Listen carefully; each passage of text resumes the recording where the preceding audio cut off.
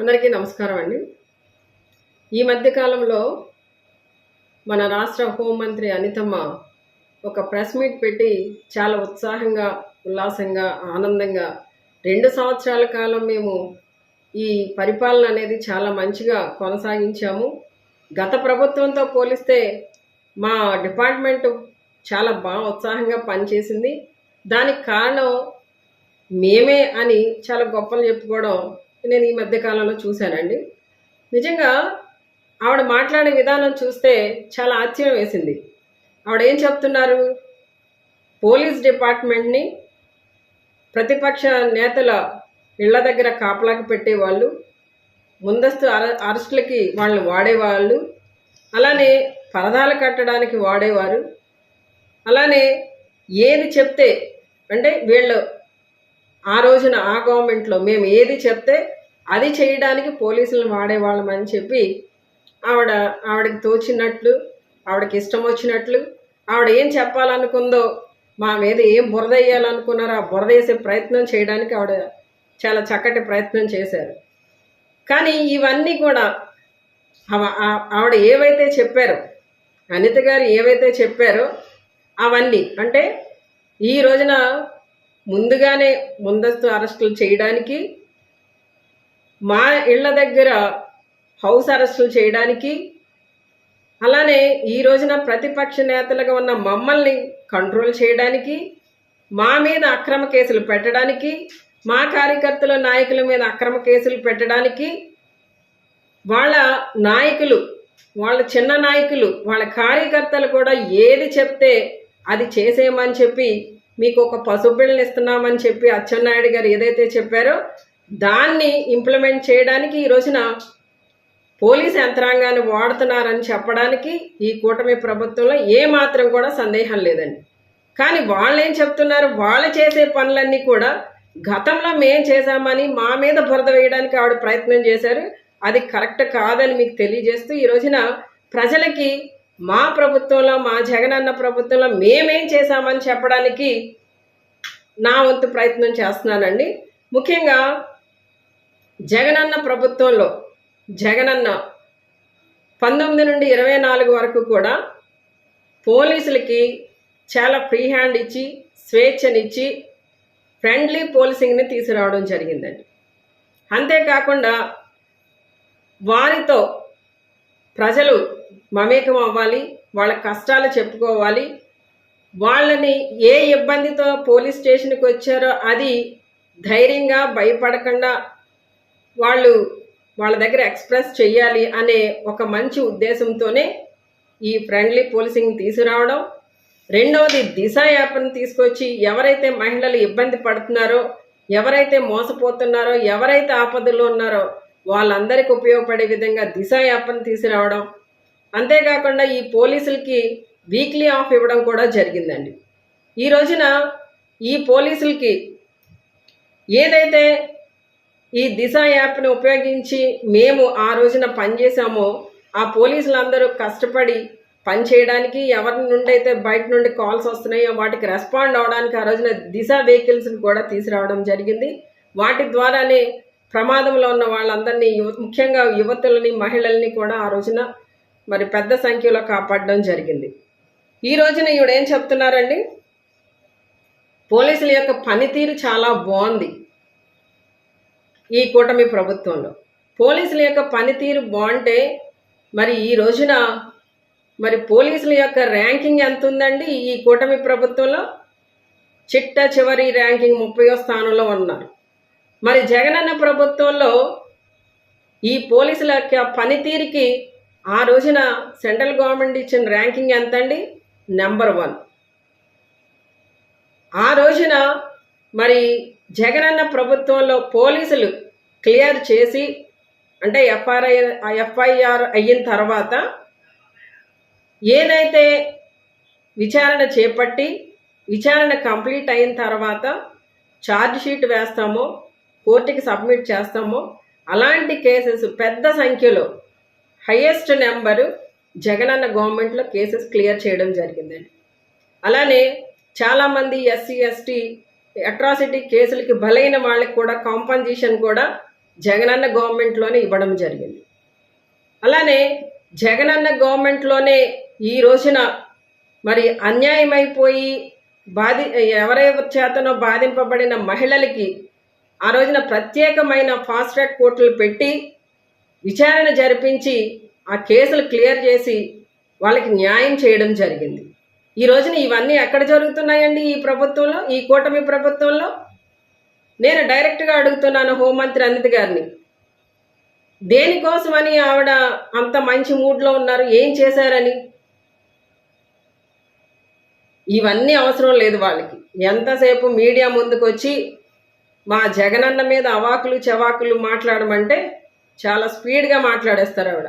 మొన్న ఆ మీడియా మిత్రులు అడుగుతున్నారు, సోహెల్ అన్న అతను మిస్ అయ్యాడు కదా, దొరికాడా అని అడిగితే ఆవిడ ఇచ్చిన ఎక్స్ప్రెషన్ ఏంటండి? తునిలో ఒక చిన్న పాప మిస్ అయింది, ఆ అమ్మాయి ఈ విషయంలో అమ్మాయి దొరికిందా ఏంటి, ఎంతవరకు వచ్చింది కేసు అని మీడియా మిత్రులు అడుగుతుంటే ఆవిడ నవ్వు దేనికి అర్థమండి?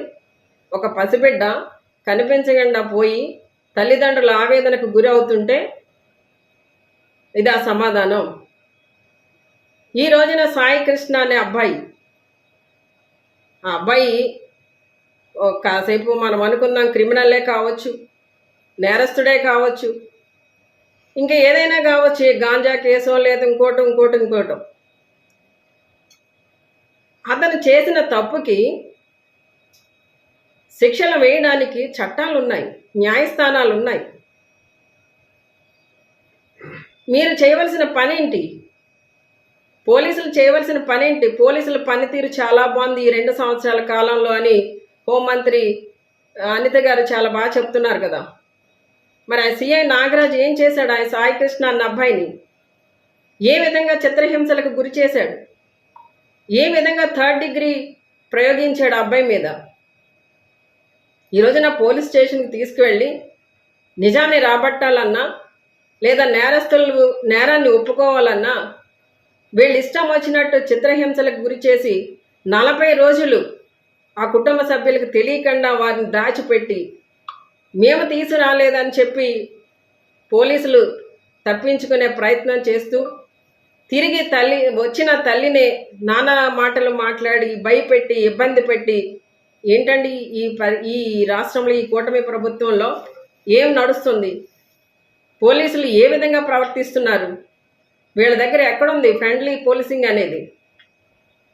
ఇదే సిఐ నాగరాజు క్రాంతి కుమార్ అన్న అబ్బాయిని ఇదే విధంగా చిత్రహింసలకు గురి చేస్తే ఆ అబ్బాయి సెల్ఫీ వీడియో ఒకటి పెట్టి అతను నన్ను ఏ విధంగా హింసించాడు అనేది పాపం అతను చెప్పి లేనిపోని కేసులన్నీ కూడా అతని మీద బనాయిస్తున్నారు, ఒప్పుకోమంటున్నారు, వాటిని భరించలేకనే నేను ఆత్మహత్య చేసుకుంటున్నానని చెప్పిన వీడియో చూసాం. ఆ అబ్బాయి ఆత్మహత్య చేసుకున్న విధానాన్ని ఈ రాష్ట్రంలో మనం చూసాం. అంటే ఎక్కడికక్కడ నేరాలు పెరిగిపోతున్నాయి.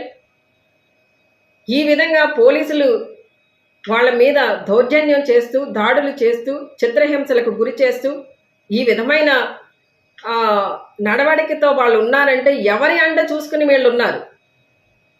ఈ ప్రభుత్వంలో పెద్దల అండ చూసుకుని కాదా? మాట్లాడితే పైనుండి వచ్చిన ఇన్స్ట్రక్షన్స్ అని చెప్తారు ప్రతి పోలీసు కూడా. అంటే పోలీసులు ఈ రోజున స్వేచ్ఛగా వాళ్ళ నిర్ణయాలు తీసుకునే పరిస్థితి అయితే ఈ కూటమి ప్రభుత్వంలో లేదు. ఎంతసేపు వాళ్ళని డిక్టేట్ చేసేది ఈ కూటమి నాయకులు.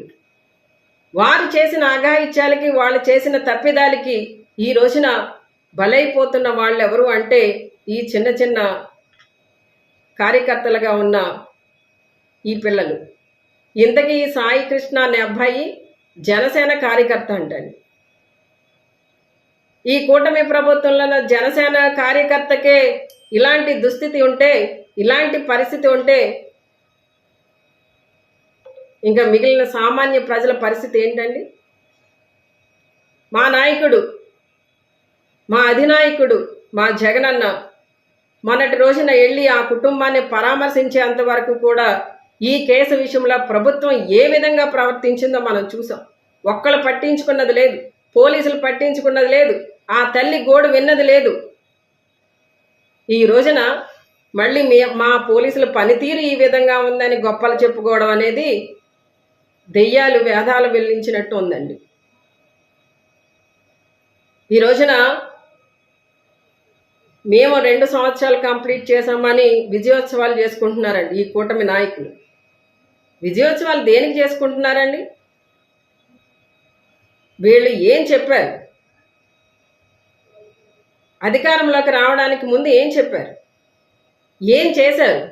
ఏం చేశారు? ప్రజల్ని ఏం ఉద్ధరించారని వీళ్ళు విజయోత్సవాలు చేసుకుంటున్నారు? కనీసం మహిళలకు రక్షణ ఇవ్వలేకపోతున్నారు. చిన్నపిల్లల మాన ప్రాణాలు కాపాడలేకపోతున్నారు.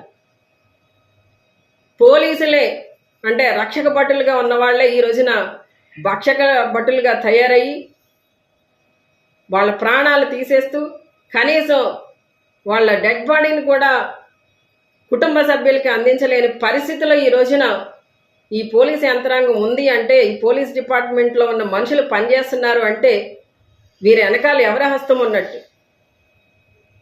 ఖచ్చితంగా ఈ సాయి కృష్ణ అన్న అబ్బాయి విషయంలో కానివ్వండి, ఆ క్రాంతి కుమార్ అన్న అబ్బాయి విషయంలో కానీ ఎవరి వల్ల అయితే ఈ కుటుంబం ఇబ్బంది పడిందో, ఎవరి వల్ల అయితే ఈ 2 మరణాలకి కారణమయ్యారో వాళ్ళ మీద విచారణ చేపట్టాలి. ఆ వెనుకున్న వాళ్ళు ఎవరో బయటికి రావాలి. ఏదో మాట్లాడితే పెద్ద తలకాయలు ఉన్నాయి, పెద్ద పెద్ద వాళ్ళు ఉన్నారని చెప్తున్నారు. వాళ్ళందరి మీద విచారణ చేపట్టాలి. వాళ్ళకి శిక్ష పడేలా చేయాలని చెప్పి ఈ రోజున సాయి కృష్ణ కుటుంబ సభ్యులే కానివ్వండి, క్రాంతి కుమార్ కుటుంబ సభ్యులే కానివ్వండి, ప్రజా సంఘాలు కానివ్వండి, హ్యూమన్ రైట్స్ వాళ్ళు కానివ్వండి, ప్రతి ఒక్కరూ కూడా ఫైట్ చేస్తున్నారు. వారికి న్యాయం జరగాలని, న్యాయం చేసే దిశగా ఈ రోజున మరి ప్రభుత్వం నిర్ణయం తీసుకోవాలి. ముఖ్యంగా ఉప ముఖ్యమంత్రి పవన్ కళ్యాణ్ గారు స్పందించాలి, ముఖ్యమంత్రి చంద్రబాబు నాయుడు గారు కూడా స్పందించాలని చెప్పి ఈ రోజున మేము డిమాండ్ చేస్తున్నామండి.